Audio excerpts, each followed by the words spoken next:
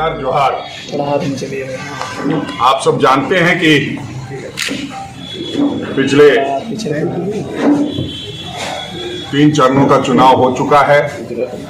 चौथी, पांचवी और छठी चरणों का चुनाव हुआ है।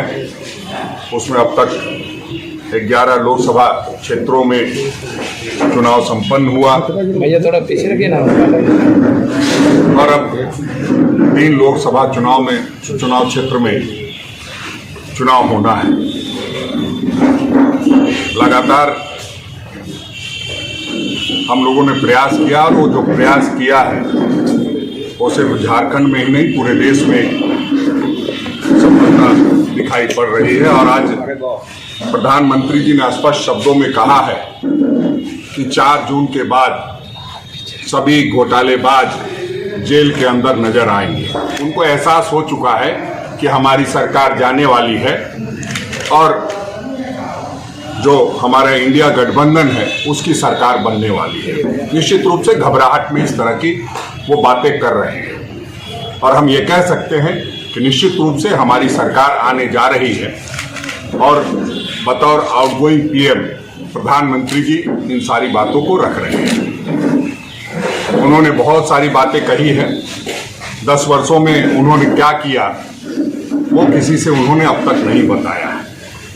मुद्दों की बात नहीं करते, सिर्फ चुनिंदों की बात करते। पिछले दिनों उन्होंने मंगलसूत्र से लेके मुजरे तक की बात की। ये निराशा और हताशा का परिचय है।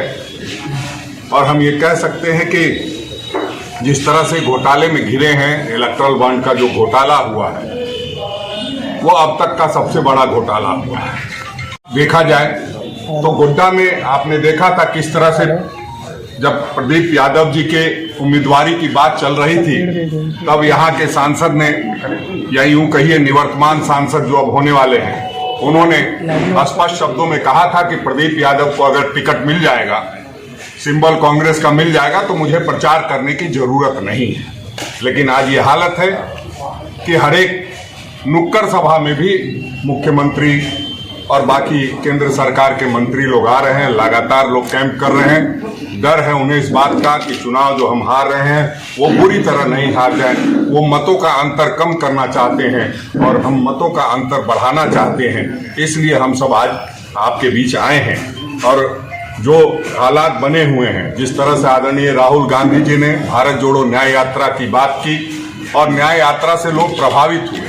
आप जानते हैं देवघर के इसी टावर चौक पे, इसी वीआईपी चौक पर आदरणीय राहुल गांधी जी ने आप सबों को संबोधित किया था। नेतृत्व में हमारे प्रत्याशी के प्रचार प्रसार और उनकी जीत जो है और कैसे बेहतर और शानदार हो, इसके लिए आए हैं। और हम अपनी बात जनता के बीच में रखना चाहते हैं। जो आज प्रधानमंत्री जी कह रहे हैं गारंटी की बात, तो जो उनके पहले गारंटी के बात थे, 2 करोड़ लोगों को रोजगार की बात थी, 15 लाख रुपया हर व्यक्ति के खाते में आने की बात थी, बहुत हुआ महंगाई की मार अभी मोदी सरकार, जो महंगाई की बात थी, बहुत हुआ नारी पर अत्याचार, जो कुलदीप सेंगर जैसे लोग थे। तो वो जो गारंटी थी, उस गारंटी का तो अभी तक वारंटी पीरियड नहीं ख़त्म हुआ।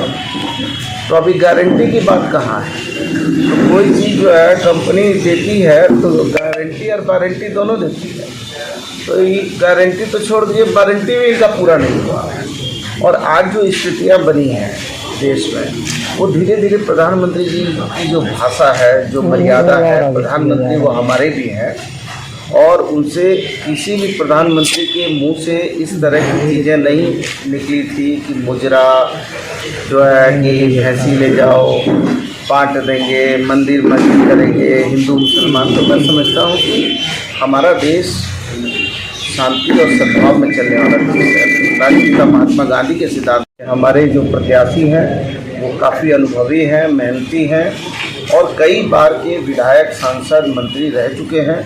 उनके गहरे और गंभीर अनुभव हैं राजनीति में। और ना तो वो बड़बोले हैं। आपने देखा होगा कि जब उनसे पहली बार इंटरव्यू लिया गया तो उन्होंने कोई भी ऐसी भाषा का प्रयोग नहीं किया जो विरोधी के लिए आदमी करता है राजनीति में। और हम लोगों को भी ये सीख दी जाती है कि हम लोग मर्यादा में अपनी बात करें। तो आज हम लोग आए हैं निश्चित तौर पर और काफ़ी बड़ी जीत झारखंड में होगी। हम न भविष्यवक्ता हैं, न हम ज्योतिषाचार्य हैं, लेकिन ये ज़रूर कहेंगे कि धीरे धीरे इनकी मुट्ठी से रेत जो है सरक रहा है और भारतीय जनता पार्टी कहीं न कहीं अपना सुकून खो रही है। इनके नेताओं का जो है भाषा जो है बदल रहा है और निश्चित तौर पर देश में परिवर्तन की प्यार बह रही है।